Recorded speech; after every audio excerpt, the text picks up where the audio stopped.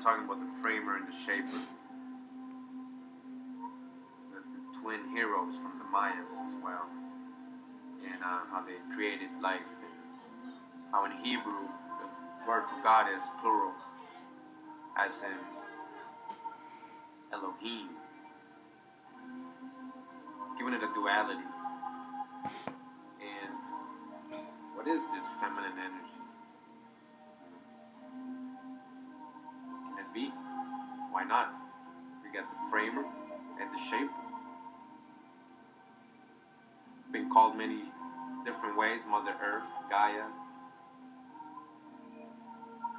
the Father, right? Think it's your humanly mother and father?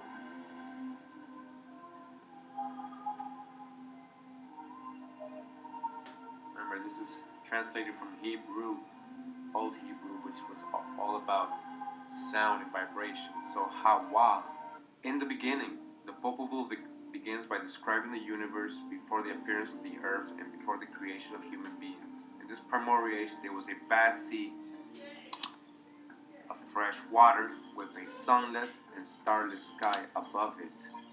This sea was the source of all water, and within it lived Shiyakok and Shumkane, the creator grandparents. Where did they live? Within the sea, or inside the water. So it says, in the beginning, God created the heaven and the earth. And the earth without form, and void and darkness was upon the face of the deep. So the earth had no form. Void and darkness was upon the face of the deep. Deep what? Deep waters. So it says, the universe, before the appearance of earth and before the creation of humans, in this primordial age there was a vast sea of fresh water with a sunless and starless sky above it. So no form. This sea was the source of all water, and within it lived Shachapok, Kukuman. Can't pronounce that, my fault. So the earth was void, and darkness was upon the face of the deep, and the Spirit of God moved upon the waters. And God said, let there be light, and there was light. So God said, God spoke, word, vibration. He said, let there be light, and there was light. Where was there light? In the darkness, in the deep, in the waters. And God saw the light, that it was good, and God divided the light from the darkness. So, what I want to show you here is, if you want to find the secrets of the universe, think in terms of energy, frequency, and vibration. Call it that. So Genesis 1 says, and God said, let there be light, and there was light. So here we are looking at the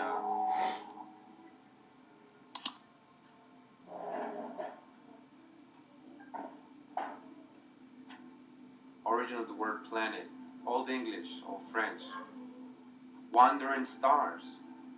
Wandering stars.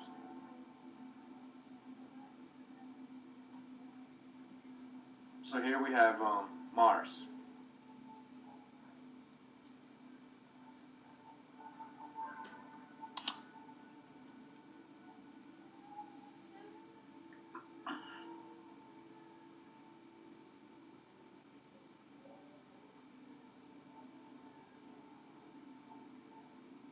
Here we can see Venus.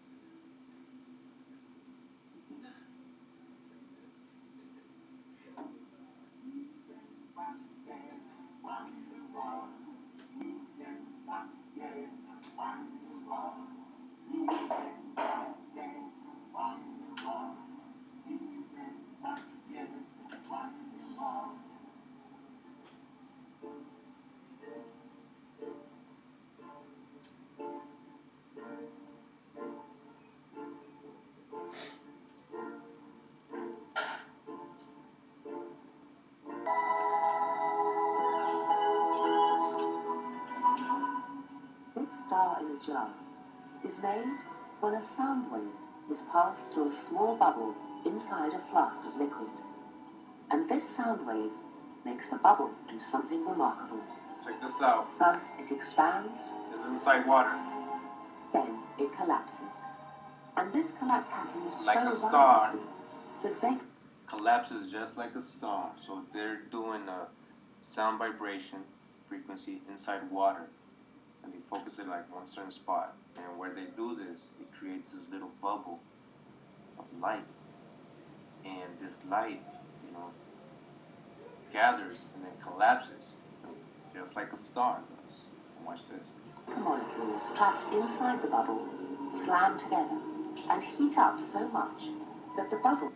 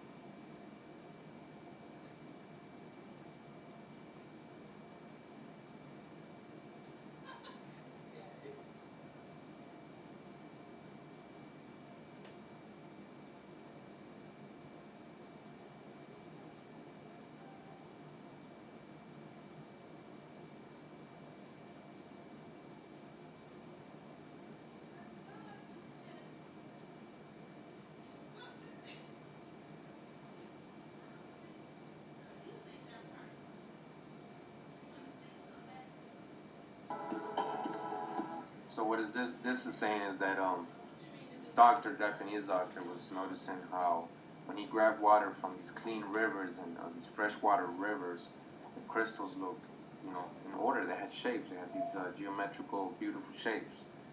And he's also sent energy towards the water, like showed it love, appreciation, positive feelings, positive thoughts and energies, and created beautiful geometric patterns.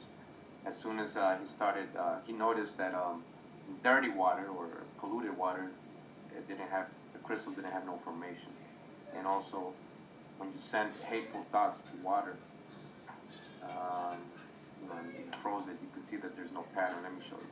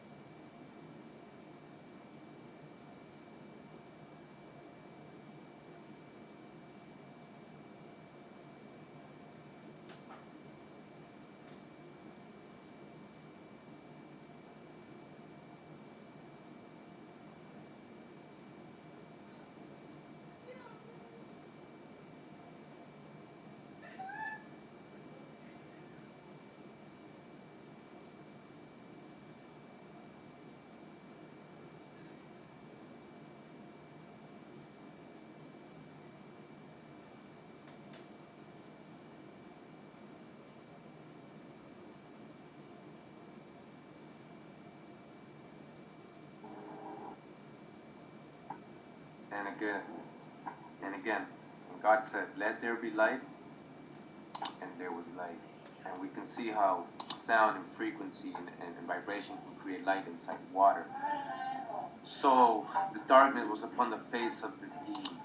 The Spirit of God moved upon the waters. And God said, "Let there be light," and there was light. And God saw this light, and that it was good.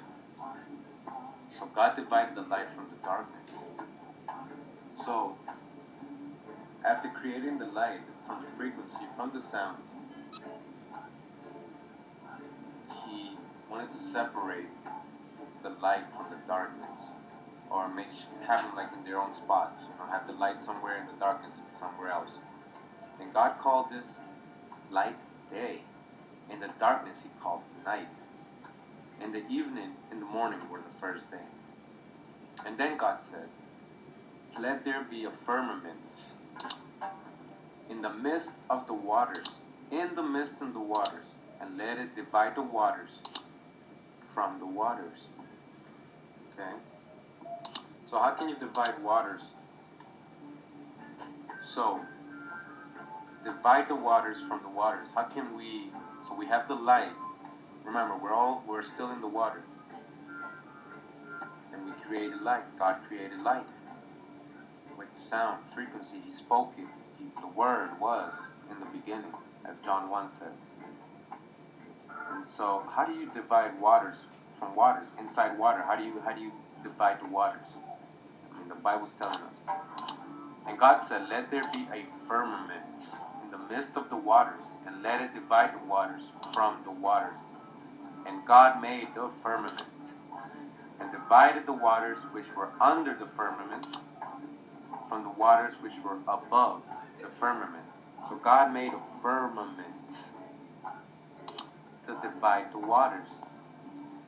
Firmament, the heavens or the sky, especially when regarded as a tangible thing. What does tangible mean?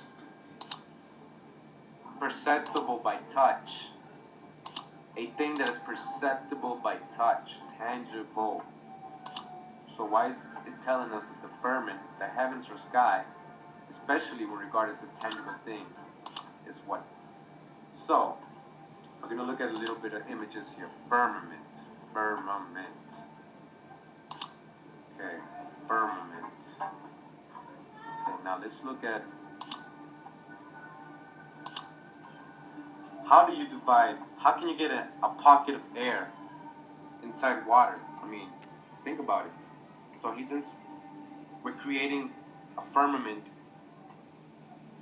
As you can see, this bubble has like a little cover on top, a dome or a firmament, and it did divide the waters that were outside from the waters that were inside. So you can get an air pocket, right? A bubble, or something inside water. So God created a firmament, so the water up here does not touch the waters below or inside. That creates a little pocket inside for us to breathe. And the sun inside the bubble. This picture. It is possible to have air inside water. You can separate waters from waters, as you can see here. The Creator is omnipresent. He can do whatever He... Think about it. So, let's continue. So, God made the firmament. Something we can touch, perceive. Heaven, sky, and divided the waters which were under the firmament, and from the waters which were above the firmament. And it was so. And God called the firmament heaven, and the evening and the morning were the second day. And then God said, "Let the waters under the heaven be gathered together unto one place, and let the dry land appear." And it was so. Then, as the Popol Vuh states, then was created therefore the earth by them. Merely their word caused it to be its creation, that it be created.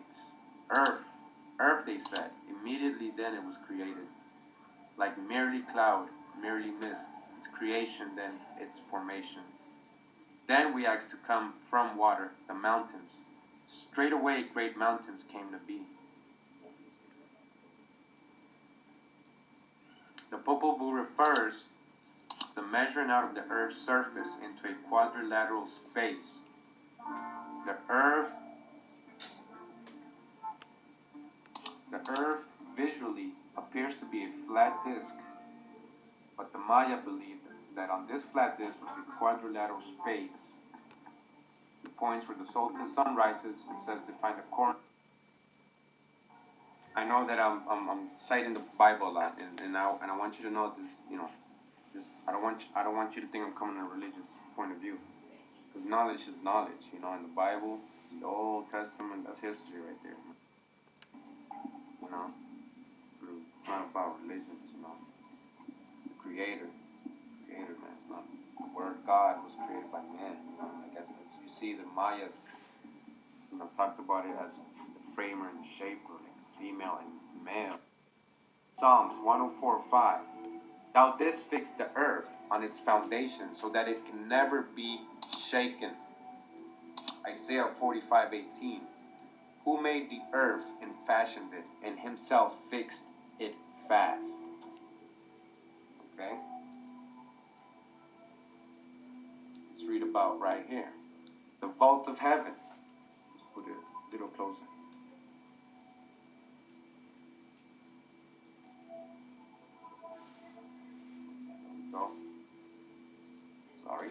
The vault of heaven is a crucial concept. The word firmament appears in the King James Version of the Old Testament 17 times, and in each case it is translated from the Hebrew word rakia, which meant the visible vault of the sky, vault, or firmament. The word rakia comes from rikwa, meaning beaten out. In ancient times, brass objects were either cast in the form required or beaten into shape on an anvil. A good craft scriptures. Check this out. So y'all can pull out your Bibles, whatever version you guys have. So